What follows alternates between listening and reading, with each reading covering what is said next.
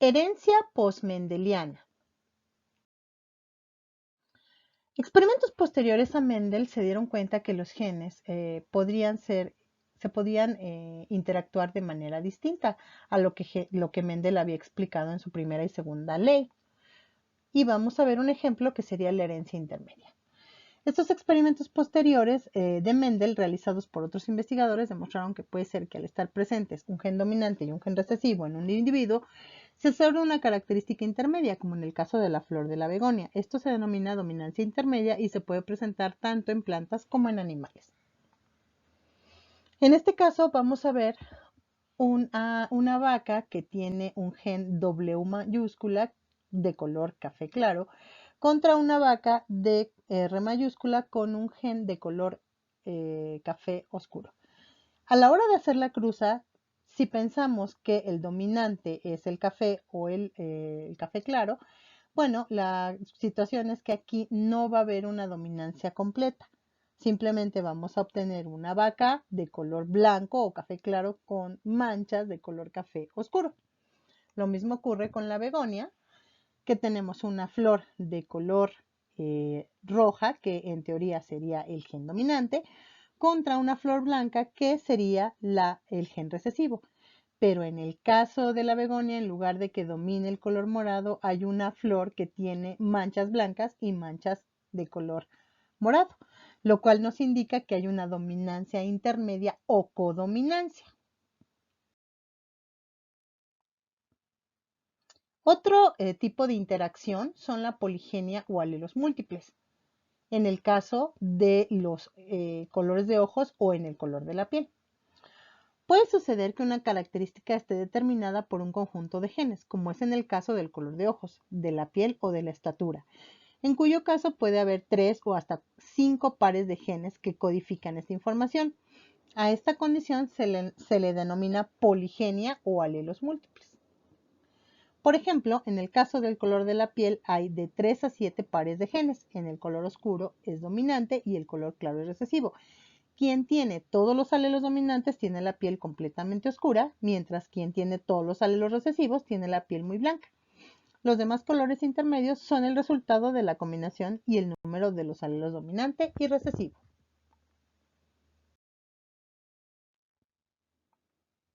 Alelos múltiples y codominancia.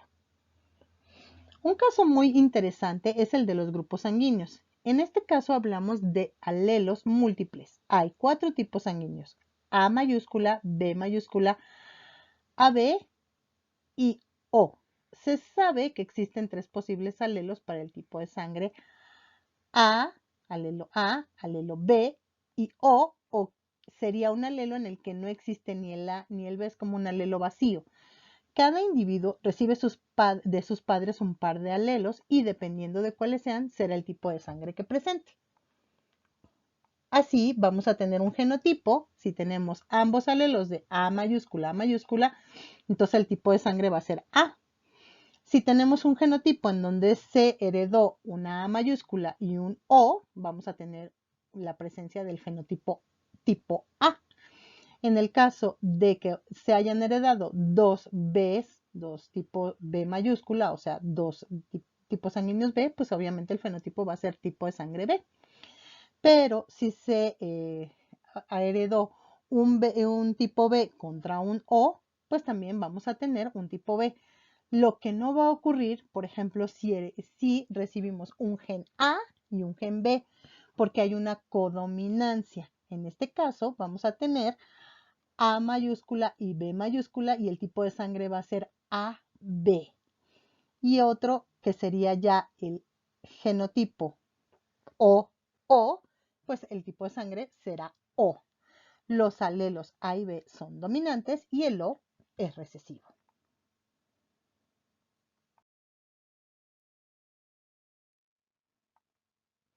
Como podemos observar, tanto el alelo A como el alelo B se produce el tipo de sangre AB. A este fenómeno se le conoce como dominancia, como codominancia, es decir, que los dos alelos dominantes se expresan y son observables en el fenotipo, como vimos con el caso de las begonias y las vacas. También se ha observado que para que una persona tenga el tipo de sangre O es necesario que estén presentes los dos alelos recesivos O. Contrario a lo que podríamos pensar que los alelos recesivos son escasos, cabe señalar que en México el tipo de sangre más común es el O, a diferencia de otros lugares como Europa o Asia, lo que hace pensar que hay un factor evolutivo que hace que predominen estos tipos de genes en ciertos lugares.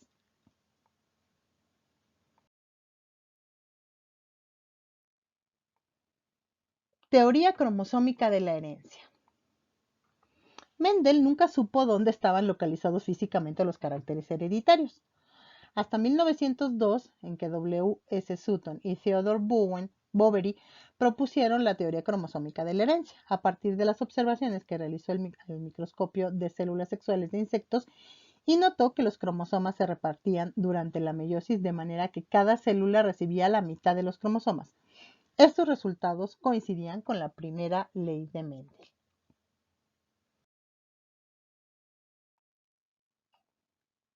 Posteriormente, la teoría cromosómica de la herencia fue confirmada por Thomas Hunt Morgan, quien eligió la mosca de la fruta, Drosophila melanogaster, para sus estudios genéticos. Además, sus investigaciones permitieron ver la forma en la que los cromosomas determinan el sexo.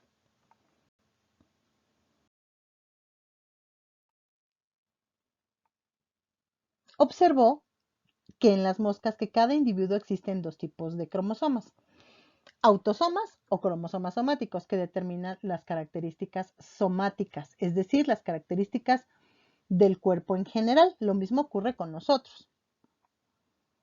Y los cromosomas sexuales. En la mosca de la fruta son XX para la hembra y XY para el macho, al igual que nosotros los seres humanos.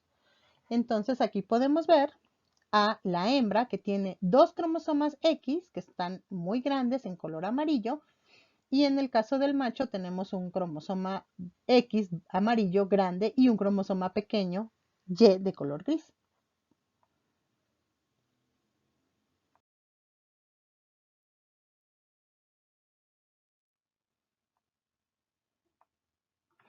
Así, para la mosca de la fruta, que tiene 4 pares de cromosomas, 3 pares son autosomas y un par sexual. Estas observaciones son aplicables para muchas especies, como en el caso del ser humano, que tiene 23 pares de cromosomas, 22 de los cuales son autosomas y el par 23 es el que corresponde a los cromosomas sexuales. Como vemos en este cariotipo, donde vemos que tenemos los 23 cromosomas sexuales, todos los de color rosa son heredados de la madre y los de color azul son heredados del padre. Ahora, aquí vemos en la parte de abajo, si es un niño va a tener un cromosoma X y uno Y de color azul, y si es niña vamos a tener dos cromosomas X, como en el caso de las moscas. Si ven ustedes, el cromosoma X es más grande y el Y es más pequeñito. Y en el caso de las hembras, el cromosoma X es grande. En ambos casos se ven igualitos.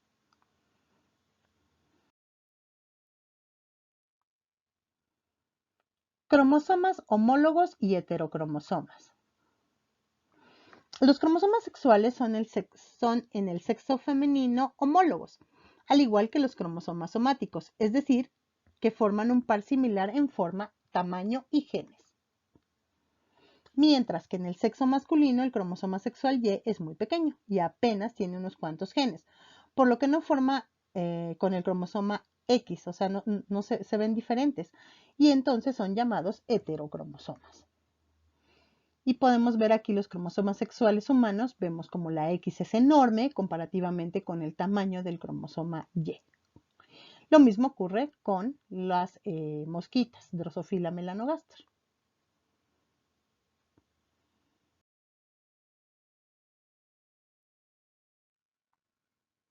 Determinación del sexo.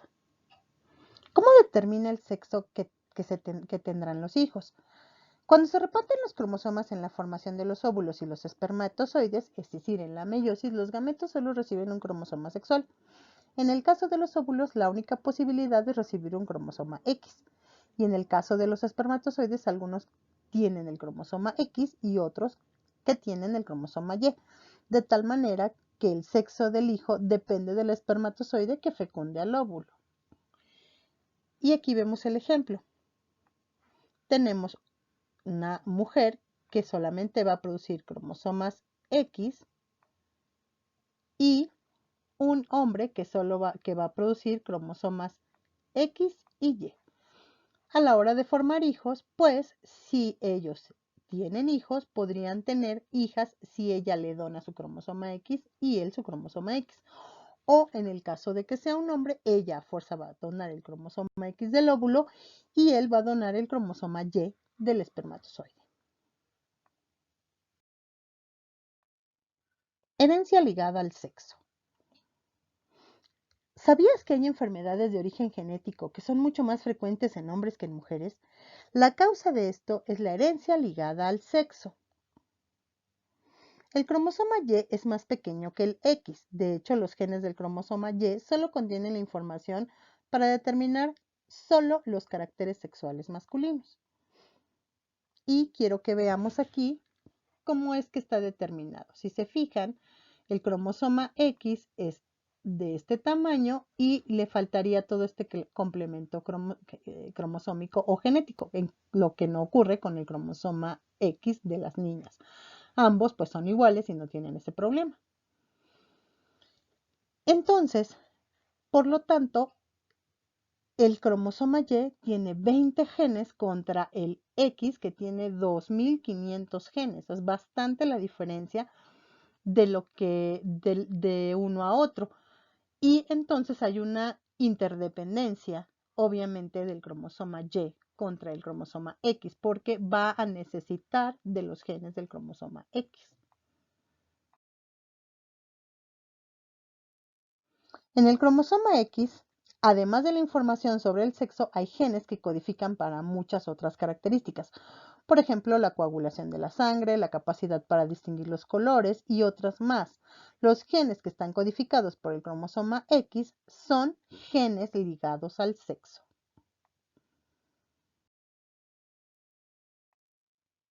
Un alelo recesivo que puede aparecer en el cromosoma X es el de la hemofilia, la cual consiste en la incapacidad para coagular la sangre en caso de sufrir una herida. Si consideramos que H es el alelo de coagulación normal y H minúscula es el alelo con hemofilia, entonces tenemos una mujer que tiene ambos cromosomas X con el gen de la hemofilia dominante, o sea, de coagulación normal, y una persona masculina que tiene un cromosoma X con su gen de X normal, con coagulación normal, y el Y pues no tiene ningún problema porque el Y no tiene ese gen. Sin embargo, podríamos cambiar a una mujer que tenga un cromosoma X dañado, es decir, que en lugar de que tenga el alelo de coagulación normal, tenga el alelo con hemofilia. ¿Qué va a pasar? Si estas personas se casan y tienen hijos, entonces vamos a ver las posibles consecuencias. Vamos a ver que van a poder tener una mujer normal porque ambos van a poder producir óvulos y espermatozoides pues con el gen de coagulación normal. Pero vamos a tener posiblemente una mujer portadora porque como la señora tenía un cromosoma con el X de la hemofilia, pues va a tener posiblemente va a ser portadora de esa enfermedad. Aunque no la padezca la niña, pero sí la va a tener, la va a portar. Y en el hombre, vamos a tener un hombre normal y un hombre hemofílico. ¿Por qué? Porque heredó el gen de la mujer que obtuvo, que tenía de la mujer portadora que era la madre. ¿Qué pasa en este caso? Bueno, les voy a explicar algo. Nosotros las mujeres tenemos los dos cromosomas X y generalmente cuando ocurre esto, que un cromosoma X tenga un gen dañado o alguna cosa, entonces se inactiva y utilizamos el cromosoma bueno. Por eso nosotras no se nos notaría que tenemos esa enfermedad, a menos que tuviéramos la mala suerte de heredar que los dos cromosomas X tengan el gen dañado.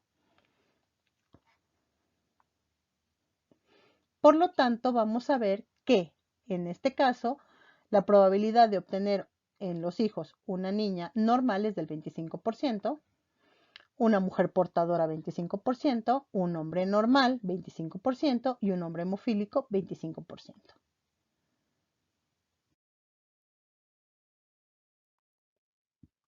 La reina Victoria de Inglaterra fue portadora de la enfermedad de la hemofilia. Ella era sana porque tenía en su cromosoma X el alelo de coagulación normal, que es el dominante, y el otro cromosoma el alelo X con la hemofilia. Su esposo, el príncipe Alberto, tenía coagulación normal. Veamos las posibilidades las posibilidades que tenían sus hijos al heredar la enfermedad. Y aquí tenemos el árbol genealógico. Si se fijan, Victoria y Eduardo tuvieron a una hija que se llamaba Victoria y Alberto. Victoria, la hija de la reina, digamos la princesa, era portadora y Albert no tenía ningún problema. A la hora de tener a los hijos, si se fijan, tuvieron a una niña portadora y a Leopold, que era un niño con el problema de hemofilia. Posteriormente, Alice tiene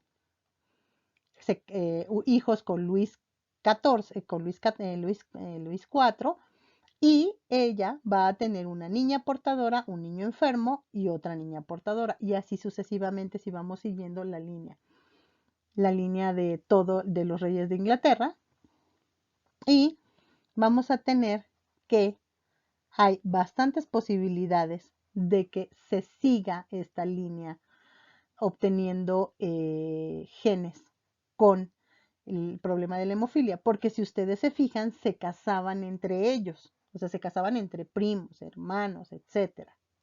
¿Ok?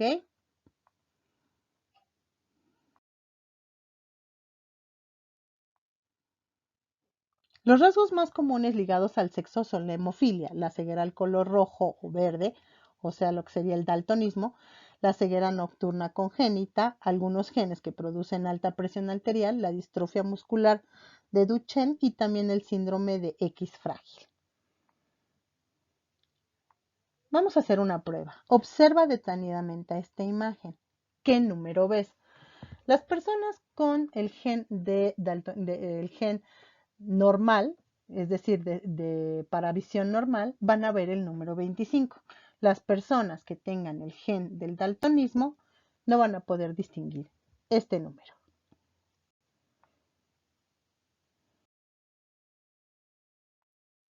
Mutaciones.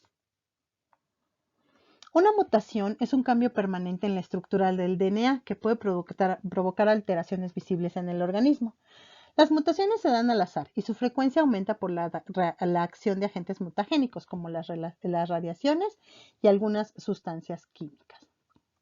Un gen que ha mutado puede conseguir una nueva función, pero también existen posibilidades de que el individuo presente efectos adversos. Esto último está vinculado con la modificación de la proteína del gen que mutó. Vamos a ver los tipos de mutaciones.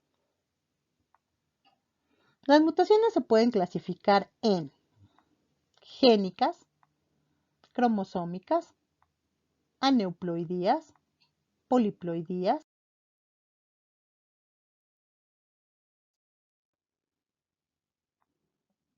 Vamos a ver las mutaciones génicas. Son mutaciones a nivel molecular y afectan la constitución química de los genes, es decir, a las bases o letras del ADN. En este caso se dice que es una mutación puntual o que puede ser que altere el orden de las bases nitrogenadas o que se pierdan bases. Vamos a ver aquí cómo tenemos un genoma normal que va a producir estas proteínas, que son estas figuritas, las está produciendo este gen normal, pero a la hora de que hay un cambio en un solo nucleótido, puede ser que el marco de lectura para producir estos aminoácidos para estas proteínas se cambie y entonces ya no se sigan produciendo porque hay un stop. A la hora de la lectura le avisan al ribosoma que las produce que se detenga. Y entonces, en lugar de tener nuestra proteína con los aminoácidos de 5 aminoácidos, aquí vamos a tener una proteína dañada que nada más va a tener 2. Vamos a ver ejemplos de mutaciones génicas. Anemia falciforme, albinismo, heterocromía. Y aquí vemos la anemia falciforme. En el caso de la anemia falciforme, lo que tenemos es que los eritrocitos no están normales, están como en forma de lunita. Y pues esto evita que la gente pueda transportar de manera correcta el oxígeno. Si vemos del lado izquierdo, estamos viendo eritrocitos en forma de donitas normales y del lado derecho, pues las células con anemia falciforme. El albinismo, ustedes ya saben que es la ausencia de la pigmentación de la piel porque no tienen melanina. La proteína que se codifica para la proteína que sirve para que tengamos color de la piel es la melanina y como está dañada, pues no aparece. O la heterocromía, personas que tienen un color de un ojo y otro color de otro ojo, del otro ojo. Por ejemplo, en este caso, vemos a una persona con un ojo azul y otro café.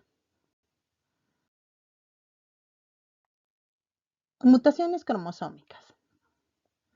Son las que se producen cuando un cromosoma se altera en su morfología.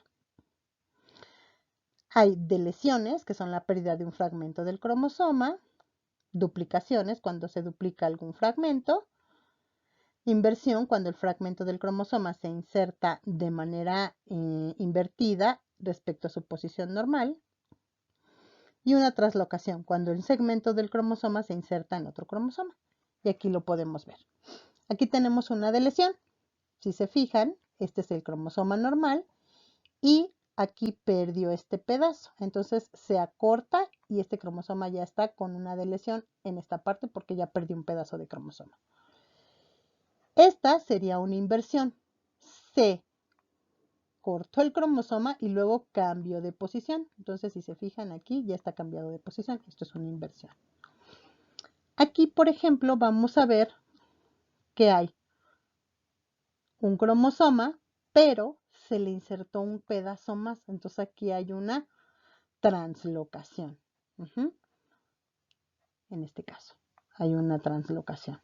O puede ocurrir lo siguiente, que se le corte un pedazo a otro cromosoma y se le pegue a este.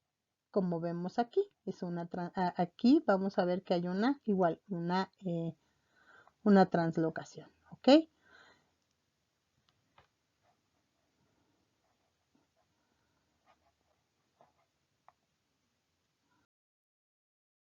Mutaciones cromosómicas. Un ejemplo de mutación cromosómica es el síndrome de Cri-du-Chat o síndrome de maullido de gato, que se debe a la pérdida del brazo corto del cromosoma 5.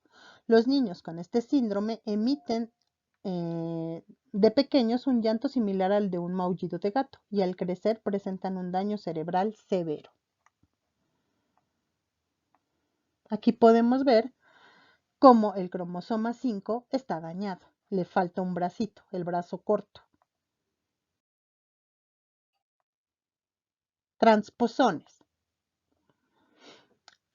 Las translocaciones han sido de gran importancia, ya que Barbara McClintock, pionera en el campo de las mutaciones, descubrió que las plantas de maíz tenían ciertos elementos móviles en los genes, los cuales se les llamó transposones o genes saltarines. Estos tienen la capacidad de moverse en un mismo cromosoma o de un cromosoma a otro. Y entonces, por eso ven ustedes aquí un conejito corriendo. Es un pedazo de DNA que se va cambiando de sitio. Y por eso es que vemos maíces con colores de dientitos de colores diferentes debido a los transposones.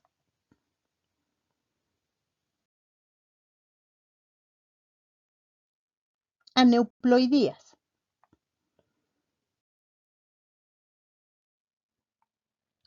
Las aneuploidías son alteraciones que afectan el número total de cromosomas que recibe el cigoto.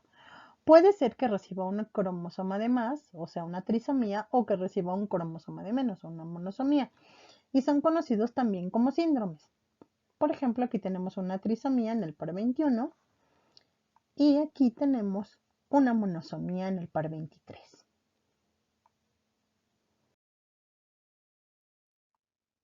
Ejemplos de aneuploidías, llamados síndromes.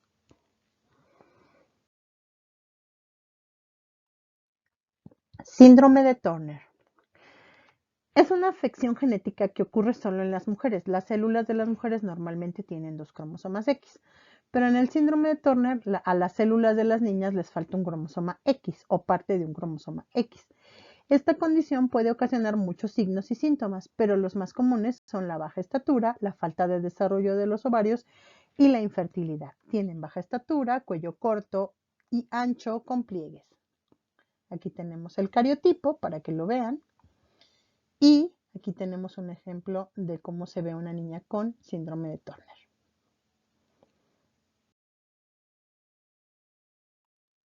Síndrome de Klinefelter. El síndrome de Klinefelter es una condición que se presenta en los hombres como resultado de la presencia de un cromosoma X extra y cuyo síntoma más común es la infertilidad. Muchas personas los llaman hermafroditas. Sin embargo, se sabe que son gente que tiene solamente la presencia del cromosoma Y, los hace hombres. Sin embargo, pues presentan 2 cromosomas X.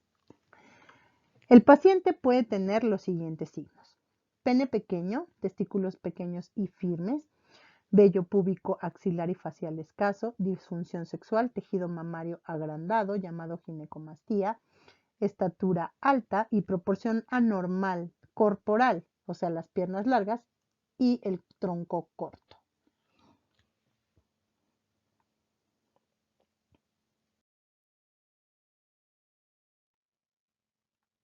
Síndrome de Pato. El síndrome de Pato es una trisomía del par 13. Los afectados mueren poco tiempo después de nacer, la mayoría a los 3 meses, como mucho llegan al año. Se cree que entre el 80% a 90% de los fetos con el síndrome no llegan a término. El feto presenta un retraso en el desarrollo y uno o varios de los siguientes síntomas: disminución de distancia interorbital, hipoteloirismo, que puede llegar a la presencia de un solo ojo, aspecto cíclope; labio leporino, ausencia de paladar, trastornos de la lengua, aparición de más de 2 narinas, comunicación interventricular, es decir, que en el corazón no está segmentado y puede haber una mezcla de la sangre; displasia valvular, tetralogía de Fayot, defecto de la separación ventricular que da lugar a la mezcla de la sangre.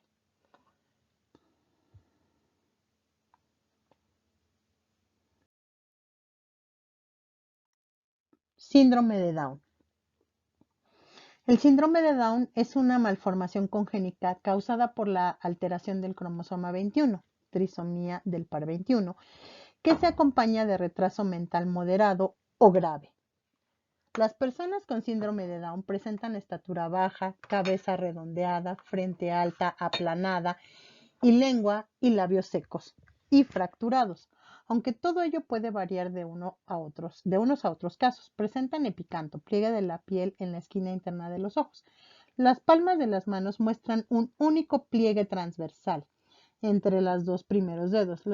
En muchos casos pueden padecer cardiopatías congénitas y tienden a desarrollar leucemia. El cociente de inteligencia varía de los 20 hasta los 60 años. En una inteligencia media alcanza el valor de 100%, pero con procedimientos educativos específicos y precoces pueden conseguir valores más altos. Aquí vemos cómo tienen el cariotipo 3 cromosomas en el par 21 y cómo se ve el aspecto de un niño con síndrome de Down. Cabe señalar que la edad de la mujer es un factor que influye fuertemente en la frecuencia de casos. Esto podría deberse a que en las madres de mayor edad el proceso de meiosis se altera por el tiempo que ha transcurrido desde la formación de los ovocitos o células precursoras de los óvulos, debido a una no disyunción, y el óvulo puede quedar con 24 cromosomas en lugar de 23, y al fusionarse con el espermatozoide se produzca un cigoto de 47 cromosomas. Veamos cómo es el proceso de la no disyunción. En el caso de La meiosis, recuerden que durante la metafase los cromosomas se alinean en el ecuador de la célula por cromosoma, como podemos ver aquí. Y vamos a ver que en este caso, que es el cromosoma de color rojo, no se va a separar por la mitad, como los de arriba, los verdes y los azules. Entonces, de un lado de la célula va a quedar un cromosoma con otro par cromosómico y del otro lado pues no va a tener nada.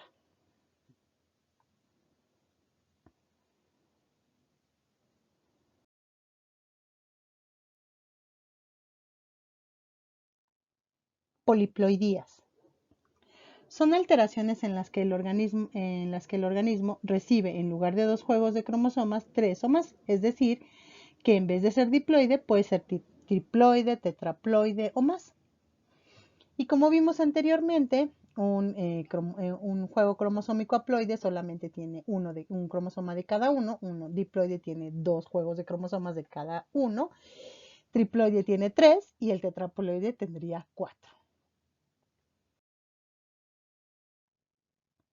En el caso del ser humano, esta condición no es viable. Un individuo que recibe tres juegos de cromosomas, es decir, 69 cromosomas, no logra nacer porque las alteraciones que se producen son letales. En cambio, en las plantas es frecuente observar este fenómeno y puede ser propiciado por los agricultores. El trigo que actualmente se produce es hexaploide. Algunas plantas, al ser poliploides, pierden la capacidad de producir semillas como los plátanos y algunas variedades de sandía y limón.